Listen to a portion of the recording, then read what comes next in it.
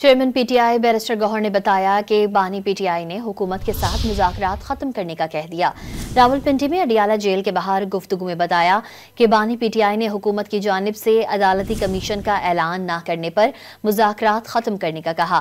پی T آئی مذاکرات کی خواہش رکھتی تھی، تاہم حکومت کی طرف سے تعاون نہ کرنے پر مذاکرات ختم کیے۔ کمیشن کا اعلان نہ ہونے کی صورت میں مذاکرات آگے نہیں بڑھ سکتے۔